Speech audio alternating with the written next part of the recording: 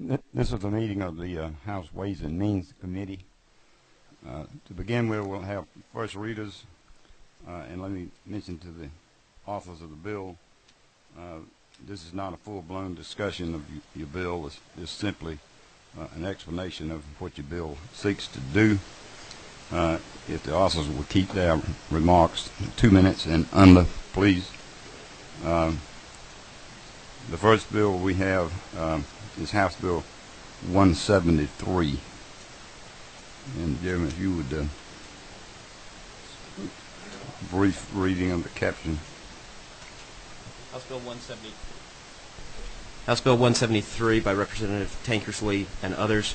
A bill to be entitled an act to amend Code Section 48-8-111 of the Official Code of Georgia Annotated relating to the imposition of county special purpose local option sales and use tax, so as to authorize use and expenditure of a portion of such proceeds for repair of capital outlay projects, to provide for procedures, conditions, and limitations, to provide for an effective date and applicability, to repeal conflicting laws, and for other purposes. Sales Tax Subcommittee as Chairman Ben Harbin, and the Chair recognizes Representative Tankersley.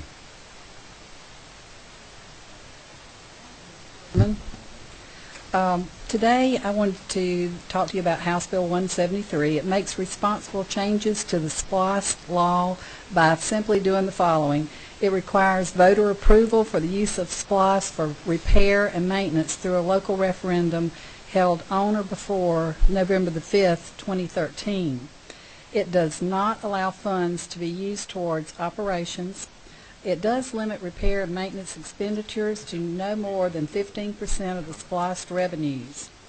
It limits repair and maintenance expenditures to capital projects constructed with SPLOST revenues. Now this does include projects to be constructed or those constructed previously. Questions of the author? I see none. Thank you very much. Thank you.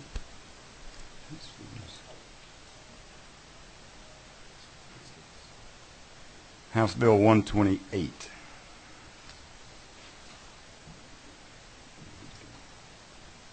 House Bill 128 by Representative Peake to amend Article 2 of Chapter 7 of Title 48 of the Official Code of Georgia Annotated relating to imposition, rate, computation, and exemptions from state income tax. Income Tax Subcommittee, Chairman J. Powell. Chair recognizes Chairman Stevens to explain briefly the bill in the absence of Representative Peake. Thank you, Mr. Chairman. The House Bill 128 is a concerted effort to try to use income tax credits for the purpose of downtown redevelopment and downtown revitalization, specifically in those blighted areas of cities and counties, specifically in cities. And there's been some conversation about some, once it gets to committee, to possibly put, since it's open-ended, to limiting the amount of the tax credit and also potentially allowing it to be, the cities to have some skin in the game with property tax abatements and that kind of stuff. Questions of the author? I see none. Thank you, Representative Stevens.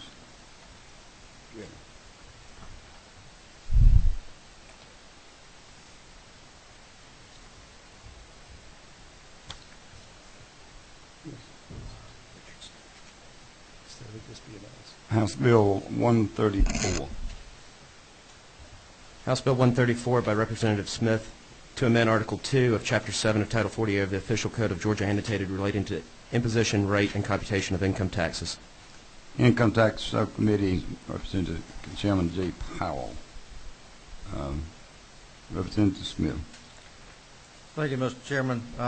Currently, Georgia's capital gains tax is at 6%. This would propose a reduction of that of 1.5% per year for a 4-year period. This, if anything, would assist in transfers of assets, include such things as businesses, real estate, and also in the sale of stocks and bonds. Questions of the author? I see none. Thank you, Representative Smith. Thank you, sir. House Bill 140, Representative Earhart. House Bill 140 by Representative Earhart and others to amend Article 3 of Chapter 2 of Title 20 of the Official Code of Georgia Annotated relating to local boards of education so as to provide for teacher enrichment contributions to public schools, to provide for requirements of limitations regarding such contributions. Income Tax Subcommittee, Chairman J. Powell, Representative Earhart. Thank you, Mr. Chairman. House Bill 140 is an opportunity to make some improvements to one of the most successful programs we've passed here for opportunities for children in school choice and educational opportunities themselves. House Bill 140 does 7 things. It raises the annual cap to $80 million, clarifies which students are eligible to receive the scholarships, adds a degree of transparency to the education expense law by making that much clearer that on the website, each individual student scholarship organization, and that they can provide certain information by requiring the SSOs to award the scholarships at the end of the year following receipt of the contributions. This prevents the building up of endowments. It allows all taxpayers to donate up to 75% for the credit. It caps the corporate contribution at 25%, and one of the most interesting things it does, it now extends this tax credit to the benefit of the public school child at $100 million. Mr. Chairman. Questions of the author? No questions. Thank you, Mr. Chairman. Thank you, sir. House Bill 148, Representative Alexander.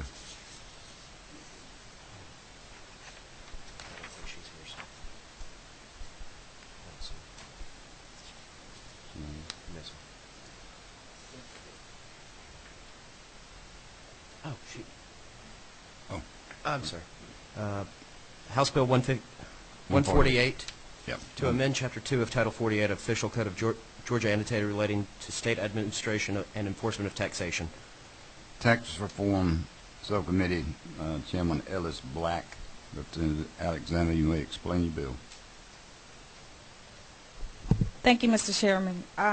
What this does is this is a tax exemption bill that has any financial impact to the state of Georgia, and it's just another layer of oversight that it must go back for an investigation by the state auditor only if the Ways and Means Committee approves the bill.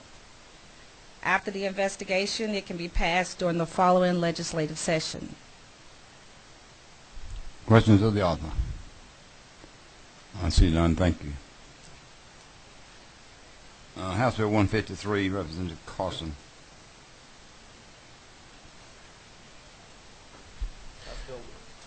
House Bill 153 to amend Part 1 of Article 3 of Chapter 8 of Title 48 of the Official Code of Georgia Annotated relating to county special purpose local option sales tax. Sales Tax Subcommittee, Chairman Ben Harbin, Representative Carson. Should I do it from right here, Mr. Chairman? Where is it? Oh, I'm sorry. Do you want me to go up front? No, you can do it from there. That's fine. Yes, sir. House Bill 153 allows a county to levy a fractional SPLOS, obviously to go up for a referendum, divisible into 1/20th of a penny.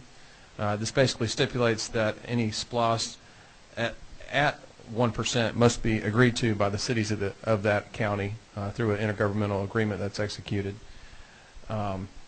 And furthermore, it allows the county to enact a SPLOS tax or start levying the SPLOS tax beginning within 45 days after a special election. Questions of the author? I see none. Thank you, Representative Carson. House Bill 159, Representative Harrell. House Bill 159 by Representative Harold of the 106 to amend Article 1 of Chapter 5 of Title 48 of the Official Code of Georgia Annotated relating to general provisions regarding ad valorem taxation of property. Public Finance and Policy Subcommittee, Chairman Ron Stevens, Representative Harrell. Thank you, Mr. Chairman. House Bill 159, upon becoming law, would require that property taxes and only property taxes appear on your property tax bill. The effect would be to remove tax fees from your property tax bill. Questions of the author? I see none. Thank you, Representative Harrell. House Bill 164, Representative Atwood. House Bill 164 to amend Code Section 48-8-3 of the Official Code of Georgia Annotated relating to exemptions from sales and use tax so as to eliminate the sunset from the exemption regarding sale and use of engine parts equipment. Sales Tax Subcommittee, Chairman Ben Harvin. Representative Atwood. Thank you, Mr. Chairman. Ladies and gentlemen of the committee, I bring for your favorable consideration House Bill 164, which essentially eliminates the sunset provision that is set to expire June 30th, 2013, and which allowed a sales and use tax exemption on primarily airplane parts, engines, tangible personal property installed on aircraft being repaired in Georgia, as long as that aircraft is in fact not registered in Georgia. Questions of the author? I see none. Thank you, Representative Atwood. Thank you, Mr. Chairman. Well, I'm sorry. Excuse me, Representative Atwood. We do have a question. Representative Flood. Just a point of clarification to the author. Is your intention to have this bill provide for no sunset at all? That's correct, yes. Thank you. Thank you, sir. I see no further questions. Thank you. Mr. Chairman. House Bill 167 by Representative Drenner. House Bill 167 to amend Article 2 of Chapter 7 of Title 48 of the Official Code of Georgia Annotated relating to the imposition, rate, computation, and exemptions regarding income tax. Income Tax Subcommittee, Chairman J. Powell. Is Representative Drenner in the audience?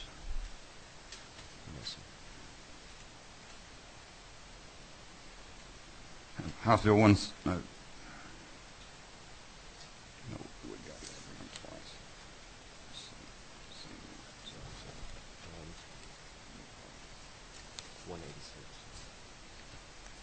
twice. House Bill 186 by Representative Stevens. To amend Article 2 of Chapter 7 of Title 48 of the Official Code of Georgia Annotated relating to imposition, computation, and exemptions from the state income tax.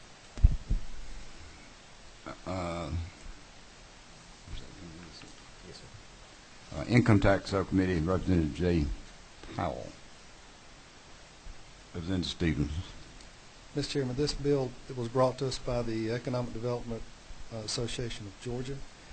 They all agree that, and essentially it does four things. It increases the business tax credit from $750 per job to $2,000 per job created. It lowers the job creation threshold from 25 to 10 jobs. It creates a $250 bonus credit for existing industry expansion, and it lowers the job creation threshold for the quality top job tax credit from 15 to 50. It's a significant move towards job creation in the state. Representative Flood has a question. Actually, Mr. Chairman, I was going to refer back to House Bill 167, if I could read that at the Chairman's pleasure for Representative Drenner. Oh, okay. I see no questions, Chairman Stevens. And we will come back to Representative Drenner in a minute. The second of many bills, Representative Stevens, House Bill 190.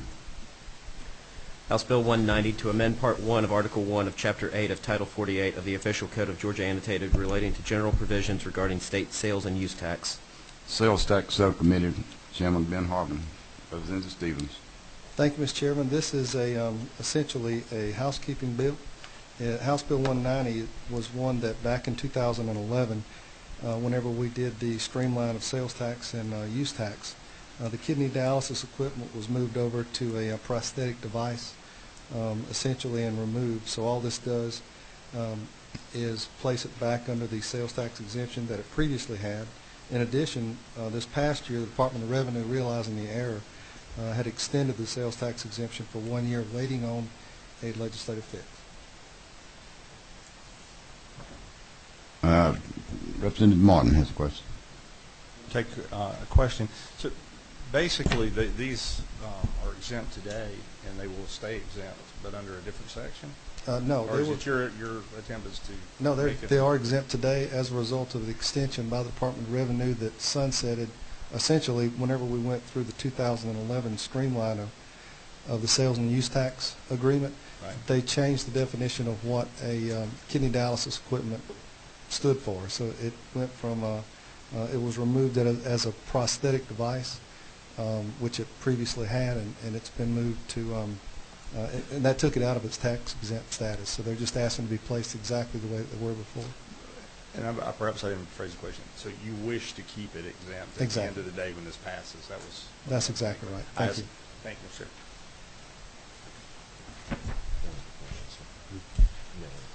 No further questions. House Bill 191 by Representative Stevens.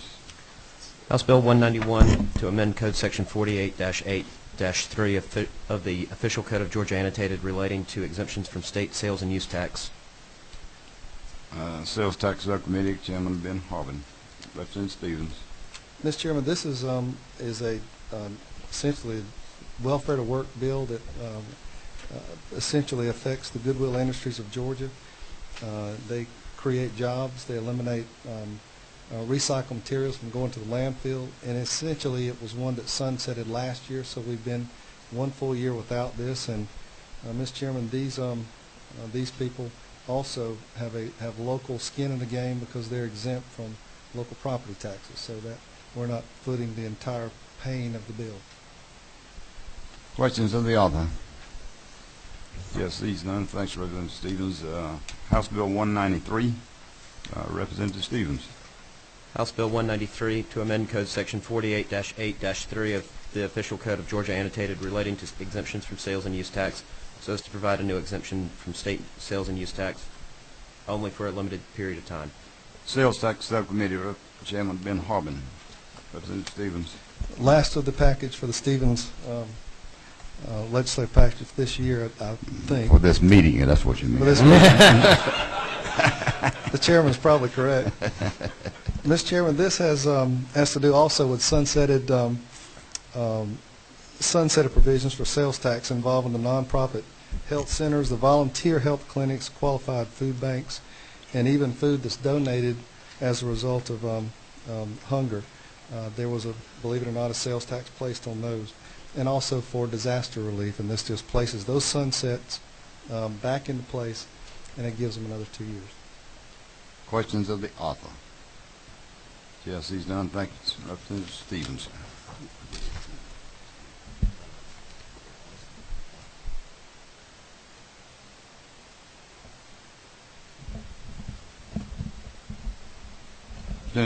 Representative Seltzer is not here. He's stuck in traffic or something, and I think Representative Ramsey is he in the audience? Okay. House Resolution 146, Representative Kirby.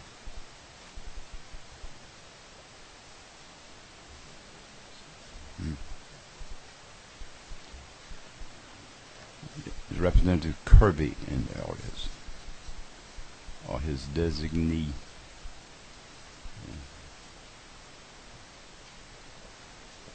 We will go back to 167. Representative Drenna's bill, which was House Bill 167. Representative Flood, you can explain the bill. House Bill 167 to amend Article 2 of Chapter 7 of Title 48 of the Official Code of Georgia Annotated relating to the imposition, rate, computation, and exemptions regarding income tax. Income Tax Subcommittee Chairman J. Powell. Representative Flood. Thank you, Mr. Chairman. On behalf of Representative Drenner, I bring to your attention House Bill 167. If you recall, not too recently we passed a sales tax exemption for businesses who use energy in the cost of manufacturing. This would provide a tax exemption for energy for low-income families in Georgia. Questions of the author? I see none. Thanks. Thank you, Representative Flood. Thank you, sir.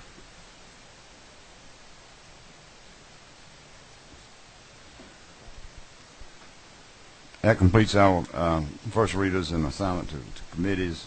We have one piece of business, a bill in this committee to be taken up today, and that's House Bill 80. Representative Chairman Tom Rice. Mr. Chairman, you may take a seat or stand up, whatever you want to do, sir.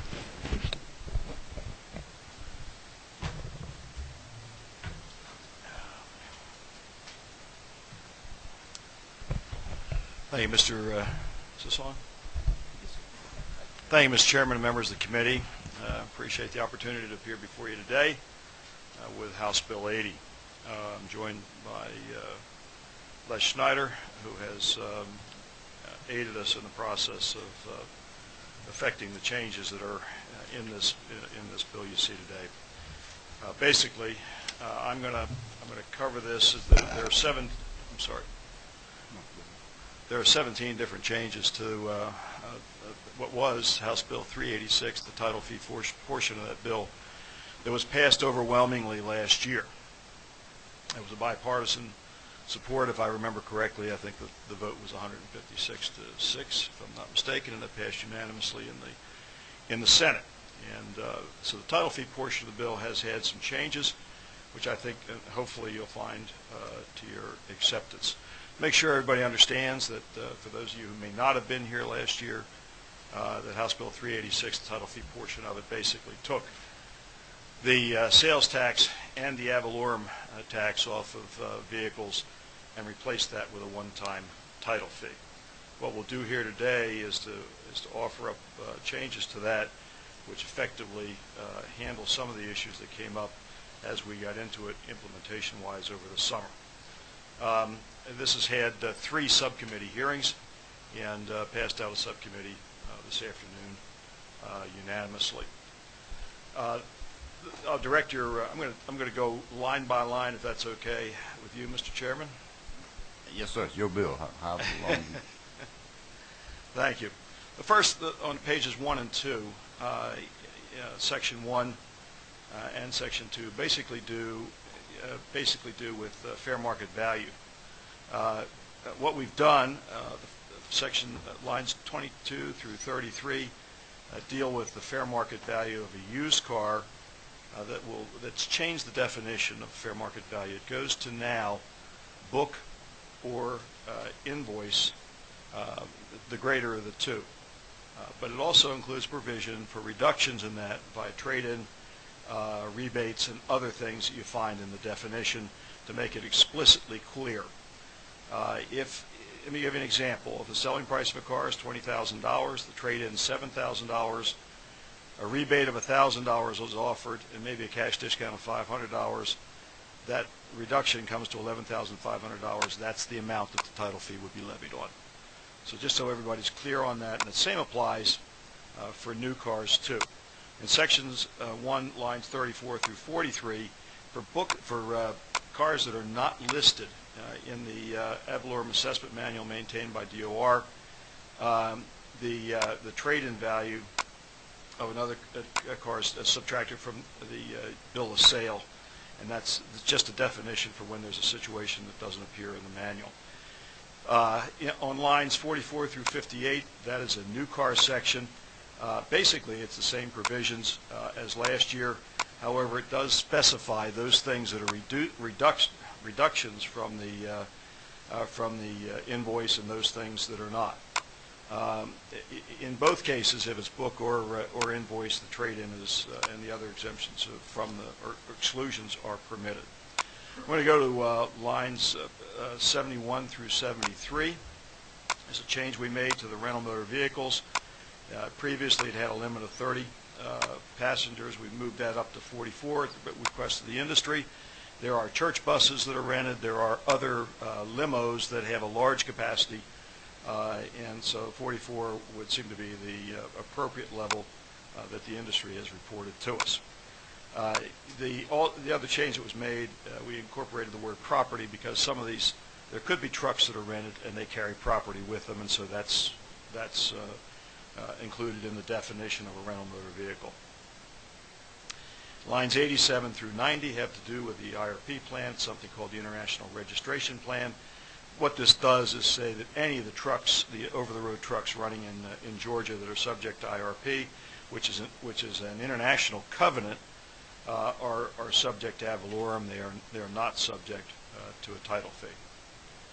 On page 3 in lines 93, 94, and 103 and 104, we want to make sure that no situations where there are buy here, pay here dealers in the used car marketplace, that whatever they pay in the which is considered in that effectively the sales tax write-off that's currently being accumulated counts in the calculation that's done for the targeted revenue amount, which is found in the other bill. We want to make sure that that revenue is counted, and so this permits us to do that. It's really an administrative change more than anything else. On Section 1, lines 122, 124, 127, the trade-in language is removed from those lines, and it's placed into the fair market value. Again, that's kind of an administrative change in the bill to make sure it appears in the right place. Page 7, Section 1, lines 221 through 241. If you remember last year, in 2017, 2019, and 2021, I believe, the title fee can go as high as 9% if the revenue targets are being missed. What this says is that if the revenue targets are being exceeded by 2% of the targeted rate, the commissioner has the opportunity to reduce the title fee down as low as 6%. Section 1, lines 250 through 255, it's administrative in nature. It provides for the utilization of electronic title transaction systems, which was not in the original bill. Page 8, lines 275 through 270, or 280 rather. Previously in the bill, and you'll see it scratched out, the penalty on the dealers for a late registration was rather onerous. It came to 1% of the title fee funds. It formerly was and is today $10 for a miss at 30 days and additional funds for over that period of time. We've really converted that back to the way it was, and the reason we did that is because the dealers have very little control over when the paper is handled by the financing organization to make the turnaround. 85% of these are turned around in 30 days in any event. Finally, on that issue, as the bill states, the tax commissioners, which are the recipients of the funds and contribute them back to the state, have until the 30th day after the title transaction to send the funds in. You'll see a change later on that converts that back to 20 days. So all those things go together to say that the penalties were rather onerous in the dealer organization to start with. We've really changed them back to what they were, and you'll see another little change in that same thing. In the next issue, which is on lines 281 through 291, basically that eliminates the 10-day late fee, and all the others will be retained. The reason for that is there's no one can turn the paper around in 10 days. So, and frankly, if 85% of them are doing it in 30 days, I think that's the way it needs to be. Okay, and still in Section 1, page 10, line 322, this goes to what we just said in terms of the county remittances. That will be remitted within 20 days following the end of the month. Currently, it's 30 days. The objective there was simply to make sure that the money did not roll 2 months out as opposed to 1 month. And so that's how that was handled. Another in 516 through 520 on page 15. Another late registration, but this applies to individuals that are purchasing under the title fee system. If you don't register, if you register over 30 days, which is called for by law right now, there's a $25 fine and $50 for over 60 days and $100 for each subsequent 30-day period. Hopefully, that will convince owners of these vehicles that they need to get Georgia plates on their cars. Section 1, page 15, lines 531 through 534, will extend the opt-in period. If you remember, the opt-in period when the original bill was from January 1st, 2012 to December 31st, 2012. The bill Thank you, sir. Last year, the implementation date was March 1st, 2013. The opt-in people bought in January, February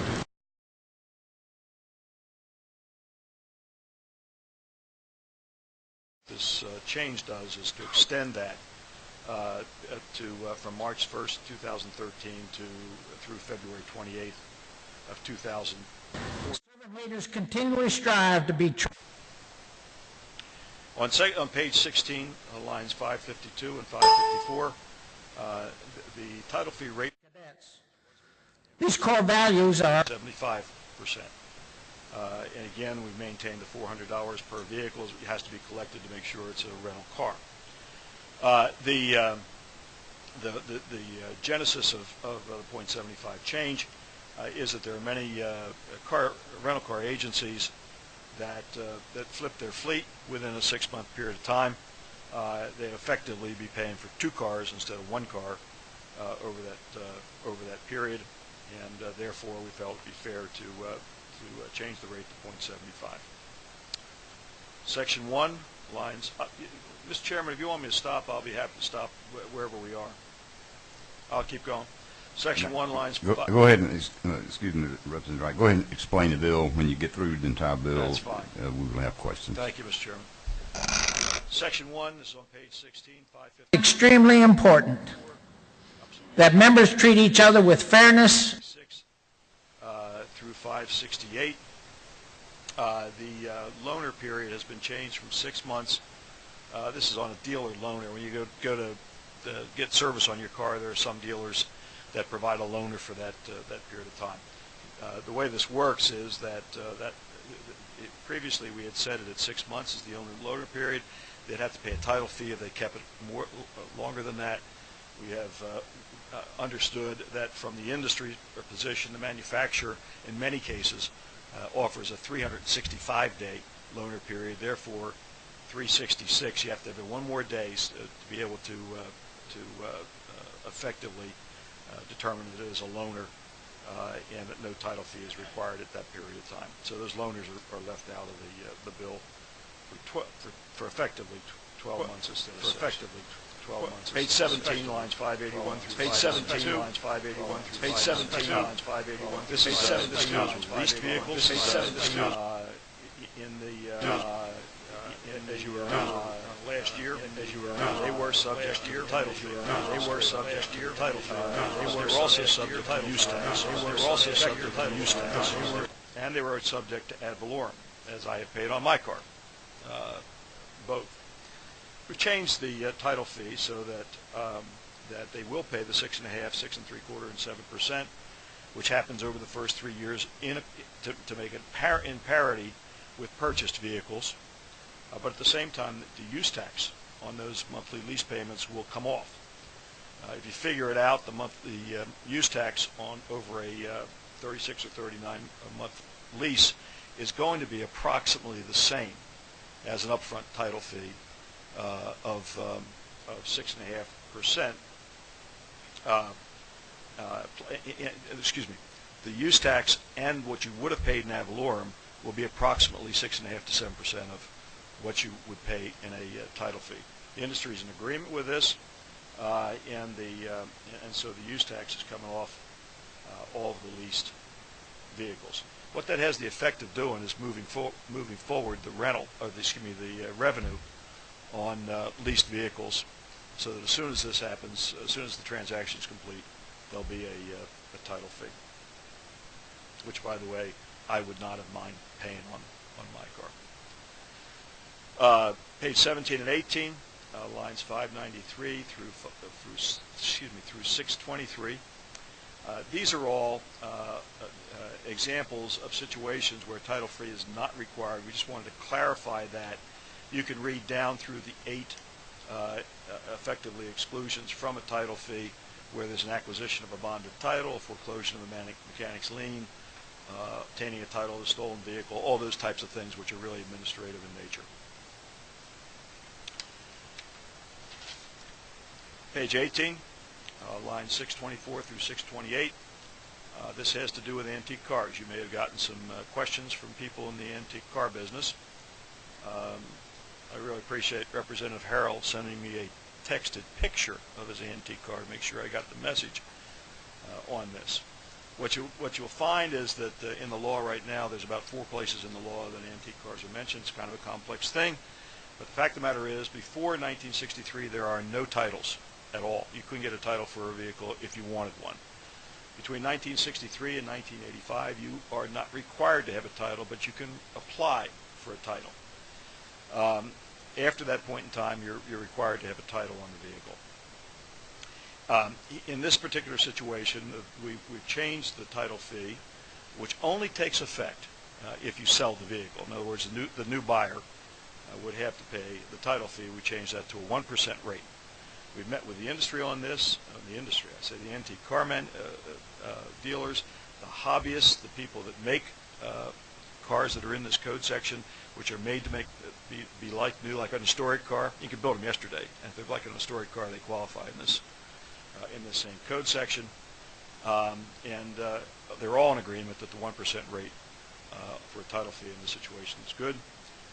They indicated also that the market will adjust for that, whatever it is. I think the average price of these is about $10,000 from what they said. Okay, on page 18, line 629 through 636 is an appeal capability. If you disagree with the fair market value that's pointed on your car at the tag window, you have the opportunity to appeal it. However, you will pay the title fee, and then you will be refunded the difference if you do one. And the last thing, Mr. Chairman, is on line 642, on page 19, line 642 through 655. We've identified that the T-SPLOS that was passed in the 3 regions will not apply in the case of a vehicle that has a title fee assessed on it. The whole purpose of the title fee was to take off sales taxes. We feel that this would be a complexity that we should not place on the people who happen to live in those particular regions for that situation. That's the bill, Mr. Chairman. I will say that on page, I'm going to go back to page 3, line 87, in the IRP area that we covered. There's a Scribner's error, and I asked the indulgence of the committee to remove on line 87 the words titled and. You don't title an IRP vehicle. So we'd ask you to remove that. And Mr. Chairman, I present that as House Bill 80. Stand for any questions from the committee.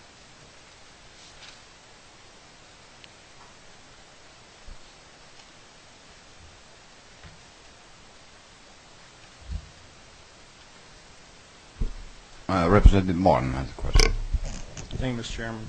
Chairman Rice, I have a couple of questions. Early on in the bill, some changes have been made relative to the trade-in value. And in one case, I draw your attention to page 2, line 39, where it specifically says, in the case of a used car dealer, the value of the charges, et cetera, will be done. Is it your intent to handle a transaction between an individual and a used car dealer differently than a transaction between 2 individuals? And I'll pose the question, should I own a $40,000 car and my friend Representative Harrell owns an $80,000 car and he and I wish to switch? Would the title fee be due on $40,000 for him if he's acquiring my $40,000 vehicle and $80,000 for me, or would it be done on the delta as if it would be done if we traded in? I don't see how that's enumerated in last year's 386 nor this legislation. Well, I think the provision for a swap, basically, is that what you're calling it, a swap? Yes, sir, but they would both have to be retitled and fair market value would kick in, and one of them, the lesser of them, it would seem, should reduce by trade-in, but I'm not sure that's enumerated in the legislation. It's not provided for in that condition, which is new to me. I mean, I haven't heard that from the industry. Maybe in your circumstances, I'm not sure I'd swap with Mr. Harrell anyway on any car. But I saw his car too, and it was a good-looking ride. That's not provided for in the legislation. It doesn't contemplate that. Both would pay a title fee at 6.5%. So both would pay the entire amount. So yes, in that case, individuals are actually going to be treated worse. Well, no, individuals, and that, I mean, we allow that condition may well exist between members of a family, which we already provide for. There's a de minimis fee for a title change among family members, things like this. That's the only exceptions we made last year in this bill. You probably could come up with some circumstances that would would manifest themselves in this market, since we've been working on the changes to these bills since the end of the last session. That's the first time I've heard of this, Mr. Martin, and I appreciate the comment, but I don't have a solution for that. If I can follow up, you said we've been working on it. Where's the work been done? Because I'm unfamiliar with it. I mean, I have a question that, Mr. Chairman, you've done it. I haven't been involved in it. Well, I understand that. Several of my colleagues haven't been. Well, we've had three subcommittees in the last 24 hours. In less than 24 hours. I defer to the chairman on that. I think there have been 3 subcommittee meetings over the past, I'd say, week and a half, probably something like that. Yeah. That was the first meeting was yesterday. No? We've had 3 meetings. Chairman Stevens, you were chairman of that 3 rather lengthy meetings. Do you recall when they were? Meeting that we had was last week, and then we had a subsequent meeting. Thursday was our first one, and it went on rather long. But our next meeting was yesterday, and we had another one today to make sure that we could clear up these final things. But the first one was a very long one. Yes, sir. And Jim, is it true that this measure passed out your subcommittee unanimously? It did, sir. Thank you. If I can, then I won't belabor the point. I am concerned that we don't treat individuals the same as we would treat if someone traded in a car. Well, again, I won't belabor the point. I raise that as a question. We can work on the bill. Can the chairman tell me what is the net effect on line 71? We changed the definition of rental motor vehicle from 10 to 42. Is that definition later in the bill? Is it pay a different ad valorem title fee than other vehicles? It does, and it's covered later in the bill, and it's covered at a .75 level. What's the net fiscal impact to the state on that? And as such, wouldn't it require a fiscal note? Ms. Shiner, isn't that the group you represent? No. I thought the limo group. No, but doesn't represent. Yes, but the issue you raise is on all rental vehicles. Yes, there's a .75 title fee. But unlike the lease vehicles, if it's 31 days or less, which would be a rental motor vehicle, the sales tax is still included. Yes. So you will still be getting the sales tax on the vehicles that are 44 people or less, or something that's taking property. That sales tax is still going to be on. Okay. So I just didn't know what the net, if we had an idea of what the net impact would be. Perhaps we can find that. On line 93, the sales and use tax you mentioned on the buy here, pay here situation, how much are we adding to the local current collection amount? Because that's the amount we're trying to get back to make the local governments whole on an annualized basis. Well, it's split right now between the first year is 57-43 split between the state and the locals. Right. All the money goes into one fund basically, and then the locals keep their share, which is the 40. All we're trying to do here is to make sure that in law, those buy here, pay here dealers with the existing programs they're under, right, get counted as far as that revenue. Revenue's coming in right now, but we want to make sure that they get counted in terms of that share.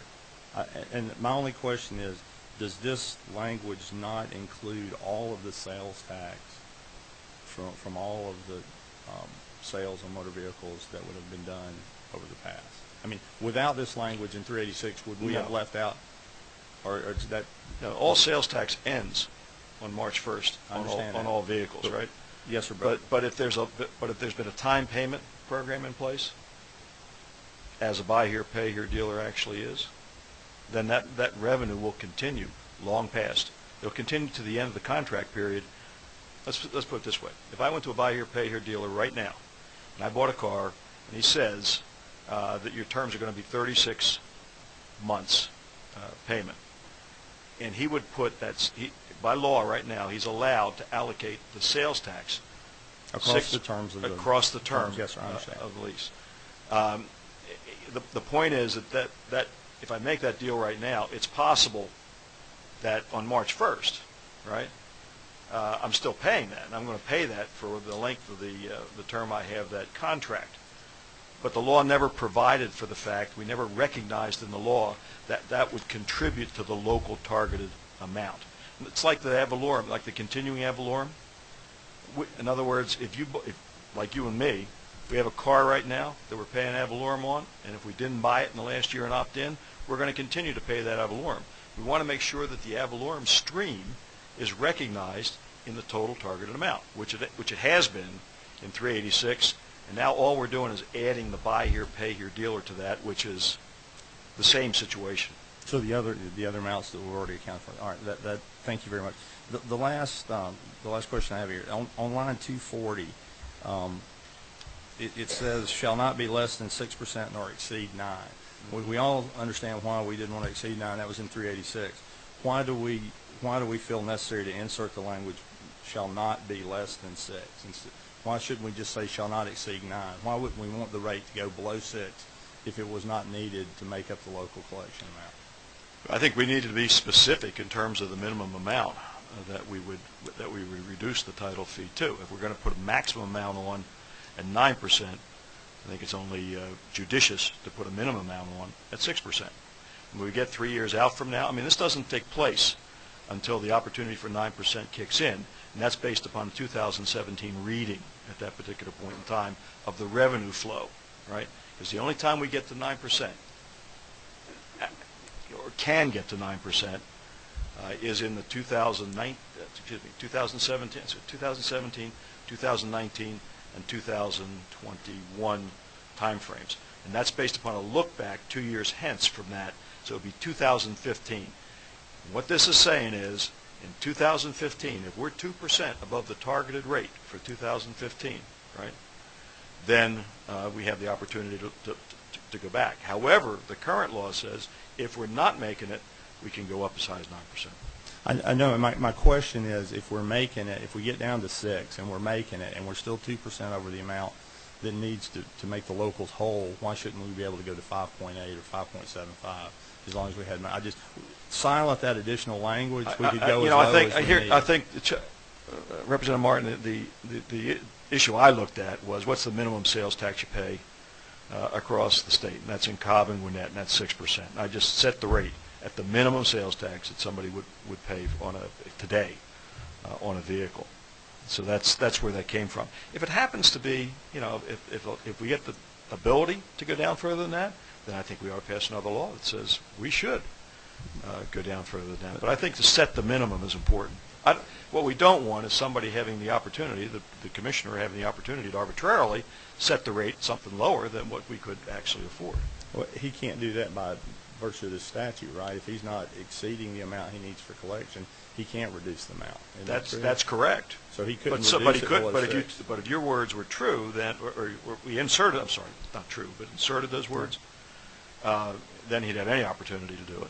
No, I'm just suggesting that the addition on line 240 it puts an artificial limitation for lowering the rate on the taxpayers of Georgia.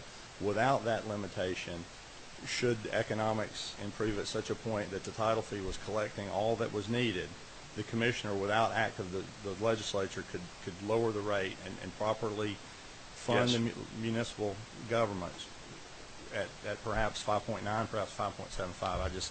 I agree with you, and I'd love to do that, and I'd bring the bill. At such time, Mr. Chairman, I'd like to move to amend it on line 240 and remove those words. If the chair would entertain it.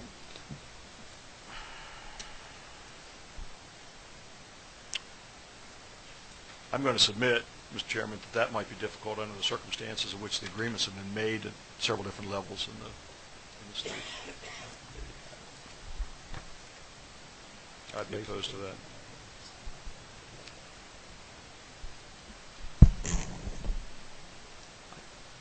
I don't. And again, while the chairman's deliberating, I guess I don't see where we're at any risk. The commissioner can't go below an amount necessary by statute to properly make the local governments, both city and county, whole. So if he's bound by statute at least 15 years in the future, If certain things don't happen, I think it sends a good message to the people of Georgia that if we're collecting more than we need, we're going to let you keep your money.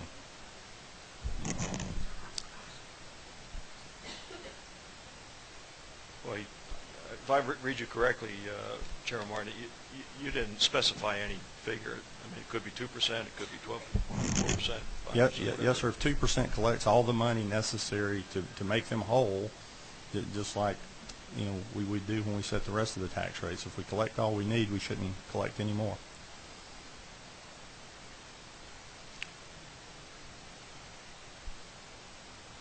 It perhaps, I'm going to wait on in many cases, Chairman Rice, it might be a moot point. We might not ever find ourselves going there. I just think it sets a good message to the taxpayers that we're going to take what we need to make the local governments whole, but no more. Well, the other part of it is, Chairman, I'd like to have reassurity for the local governments who are involved in this thing that we do have a minimum rate set in here. Well, we have better than minimum rate. We have language in there that requires them to be made whole, or it will increase. They've got better than a minimum guarantee. Right, at their ad valorem rate.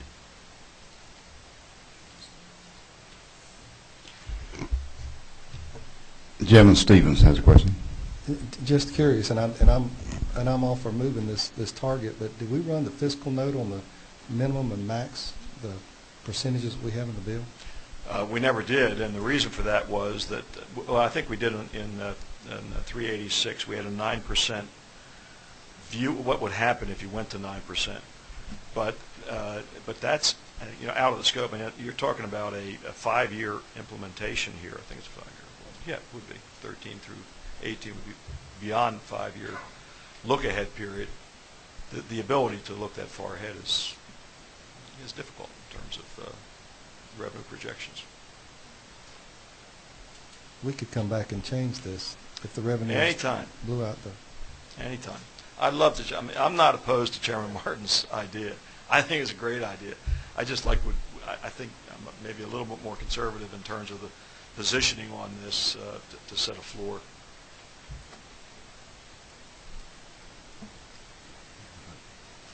Any other questions by members of the committee? Chairman Rice, you have an amendment dealing with the Scrivener's error that's been passed out. I'd make that amendment, Mr. Chairman. I'd make the amendment that we change on line 87 and remove the words titled and. Amendment says deleting titled and from line 87. I'd make that. I'd ask you. You make that as a motion to amend. Yeah. And that's LC 286540S. Is that correct? Correct. Motion has been made to amend by Chairman Rice. Second. Been made and second. All in favor signify by saying aye. Aye. Opposed, no.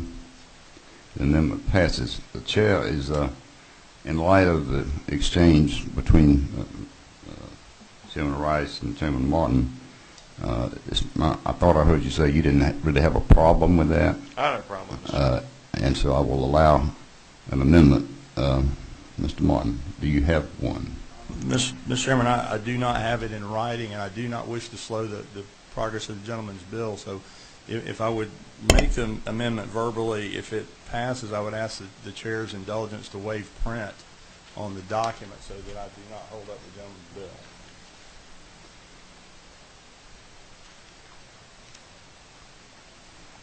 Representative Martin, it so happens that we have to have a copy of that amendment that will be copies will be made in a couple of minutes if the committee will indulge us. We'll stand at ease for a couple of minutes till we get the copies made.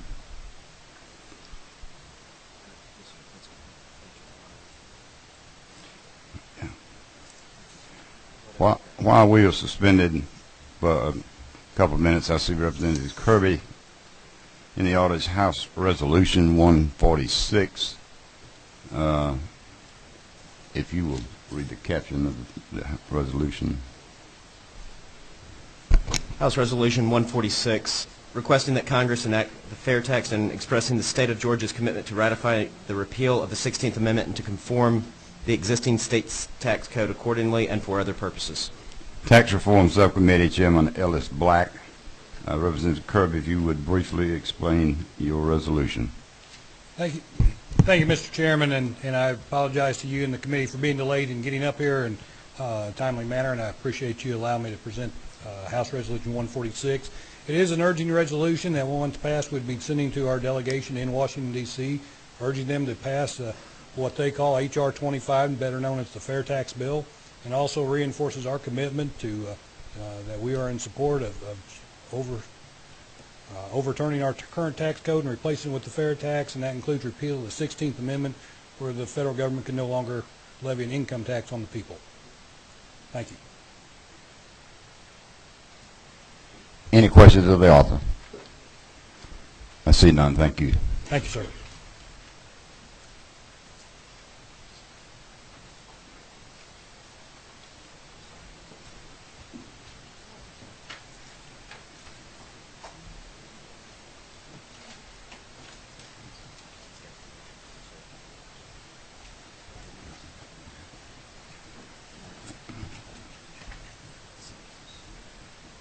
Okay, we got a LC 28654-0S.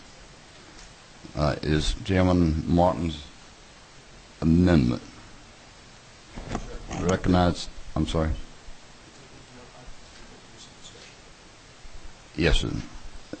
Chair recognizes Chairman Martin for a motion on the amendment. Yes, Mr. Chairman, I would like to offer AM 340587, which reads on line 1, amend LC 286540S by deleting be less than 6% north from line 240. Okay. Is there a second? There's a second. Discussions? Representative Chairman Rice. I'm going to ask Mr. Schneider to comment. Chairman Channell, Mr. Martin, I think your intent is to want to have it go lower than 6% if at all possible. If this wording comes out, the way it would read is the only thing it could do was never exceed 9. There'd be no provision to go less than 7. So I don't think this language reaches the objective of what you desire. I think what you desire is to actually go below 6%. And I think the thinking behind any reduction was to try to give the government an opportunity to reduce this further. So whether the proper amount you want to reduce it to is 5% or 4% or 3%, whatever the bottom floor is, if we take out that language, there'll be no floor. It'll stay at 7 no matter how much we exceed the revenue. That's my concern about it. Chairman Rice or Ms. Schneider, if I may, Mr. Chairman, I don't want to. Yes, sir. Go right ahead. Where's the current floor enumerated in the legislation? That's the problem. There is no floor. Well, it's 7%. May I direct a question to the attorney, Mr. Chairman? Certainly. Or Mr. Rice, I'm sorry. Silent a floor, there is not one, correct? I mean, if we reduce that, just because it starts at 7 and the statute allows for the reduction, if it's over collecting, silent stating a floor, there is not one, is there, sir?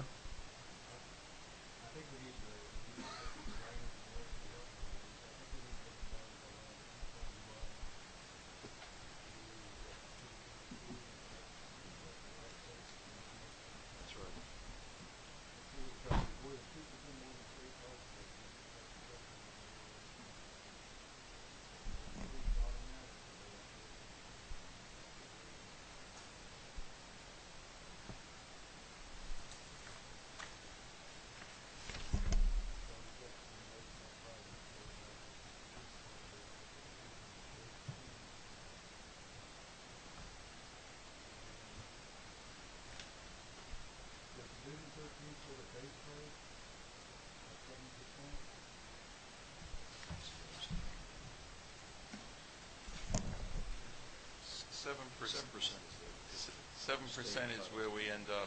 In 3 years, we will be at 7%, and that won't change unless we don't make the target, and then it will go up.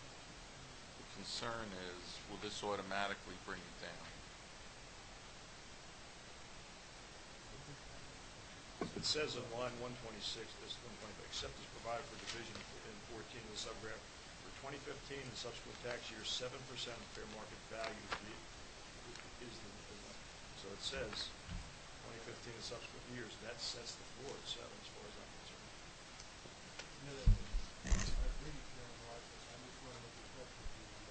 The new language changes that.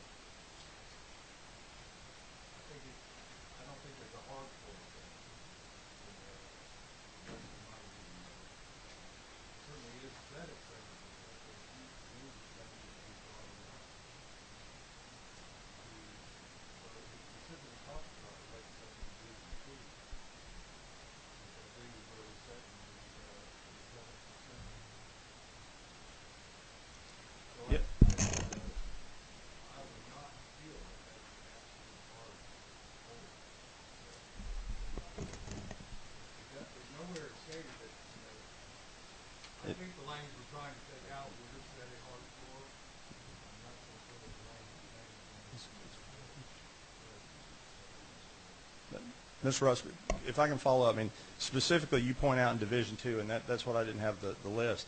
It specifically says on the new lines in the bill that the combined state and local ad valorem tax provided for in Division 2, which is set at 7% of the subsection, shall be decreased automatically by operation of the division by such percentage. So, I mean, 7 is what it is. It shall be decreased, and all I'm wishing to do is take the 6% floor out from there. If it couldn't be decreased, if 7% couldn't be decreased to 6, it can't be decreased past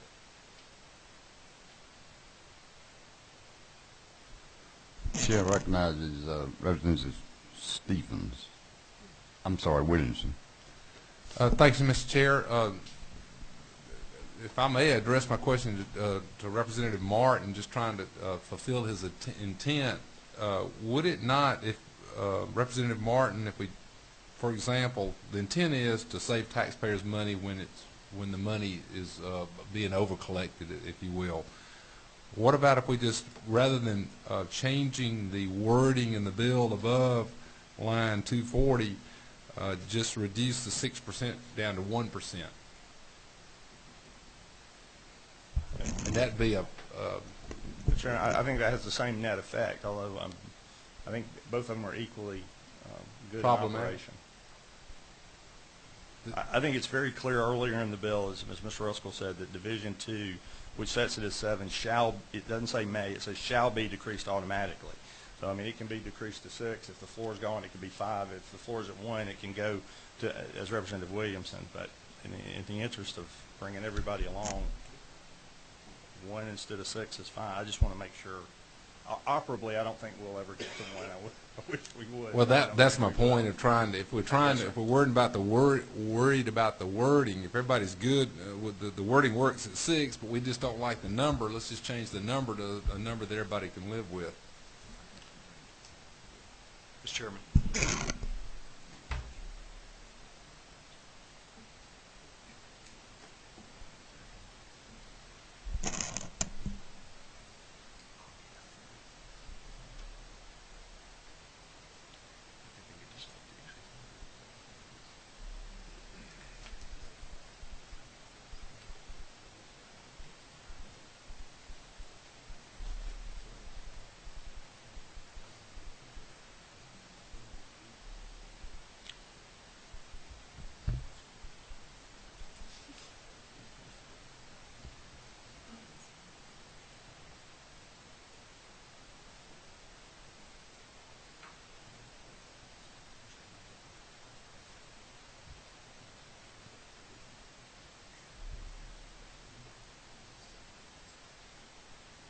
Mr. Chairman.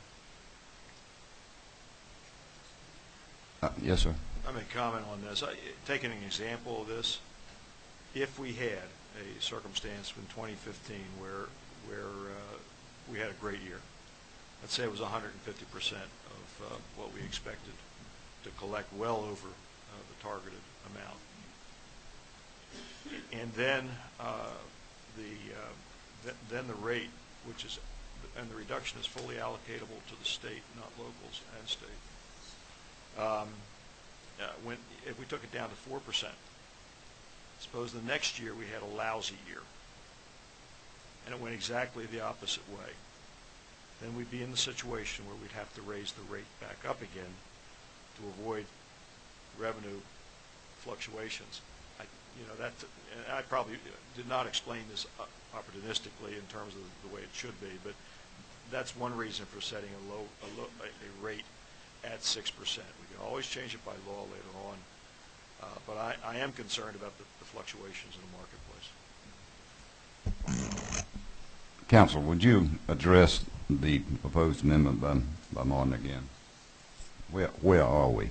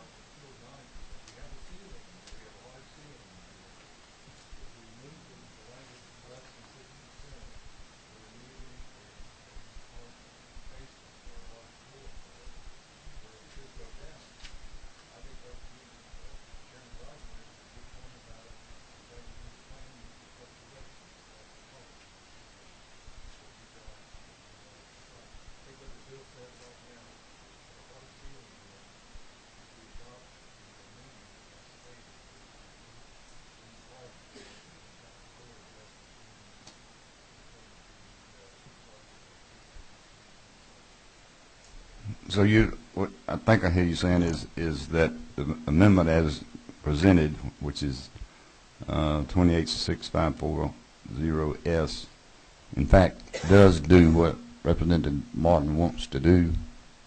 Is that that's your understanding, and which you have agreed with? Is that correct, Mr. Chairman? Right.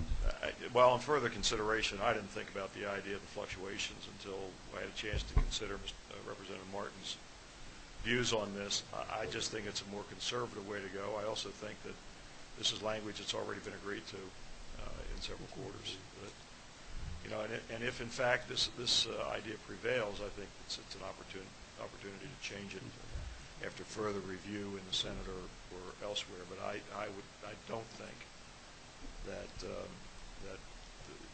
I'm not going to speak for the governor's office, but they have approved the language as is.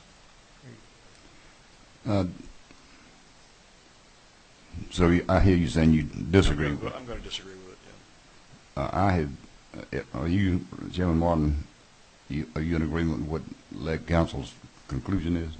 Well, yes, sir. I think it does remove the hard floor. I don't think Division II gets in the way, and with respect to Chairman Rice and the agreement, I didn't write the language to do the adjustments. I'm going to assume the adjustments were written in such a way as to provide a smooth curve for the collection of taxes.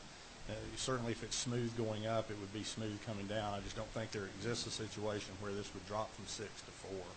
I think it's probably going to move, quite frankly, hundreds of, 5 to 10 basis points a year as opposed to 2 percentage points a year. And I think it serves as a good message to the voters. Chairman Powell behind me has a bill where we need to get right with folks on fees we're collecting, not spending in areas that we're supposed to, and he's got a good piece of legislation. I think this just goes further along that way. And, Mr. Chairman, you've been very kind with your time and that of the committee. If you have more questions, I'll take them. Otherwise, I appreciate your time, and we can just, okay, Mr. Chairman, it'll stand. Yes, sir. This is I don't want to be a thought-a-minute guy type of a thing here, but look, I mean, the original language calls for the bill to go up to 9%.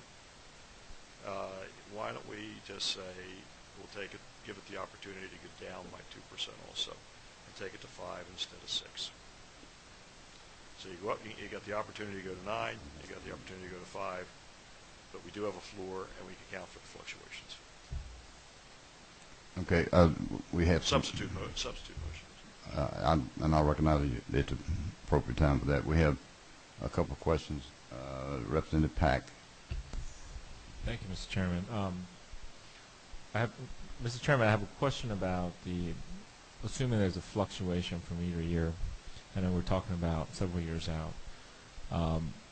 What is the ability of the Revenue Commissioner to move up in the rate if we remove the floor? For example, in the 1 year, the example that you used, we have a record-setting year where we exceed 2%.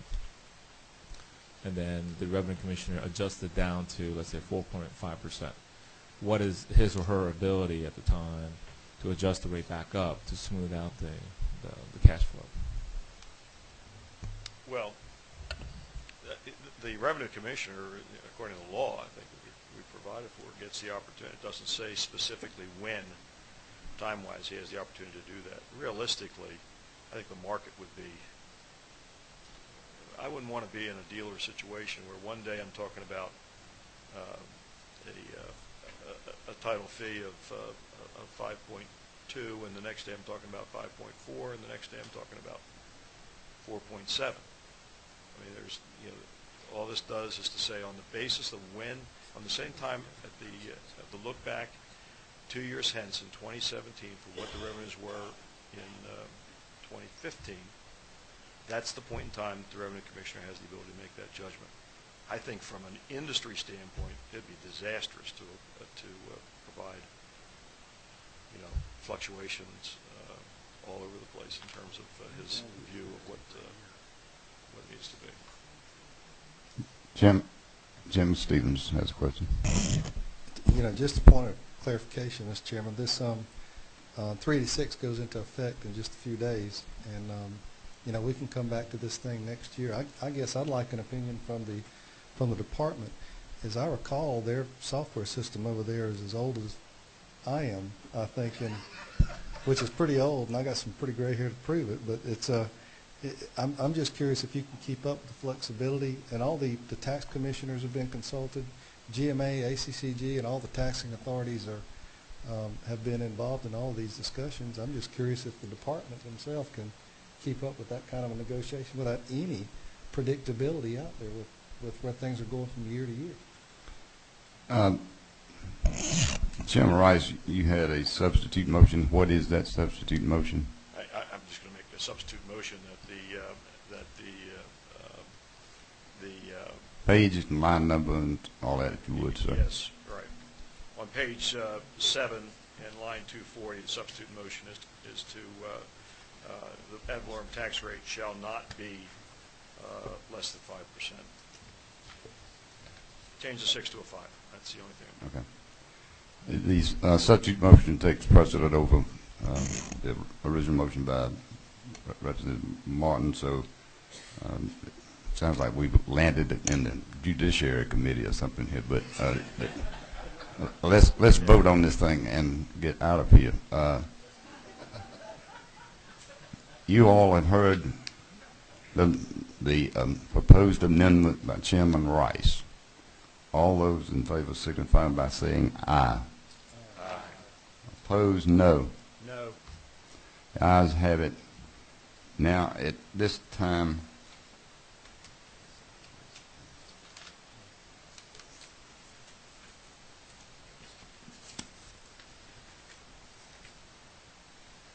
the chair will entertain a motion to do pass by committee substitute as amended. Motion made and seconded. Chairman.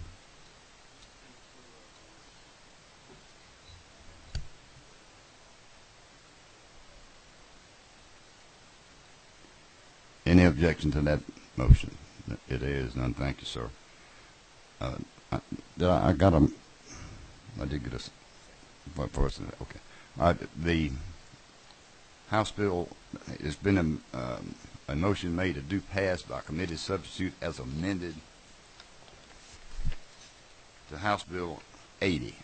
All those in favor signify by saying aye. Opposed, no. Bill does pass. Thank you. And our work is done. We are adjourned.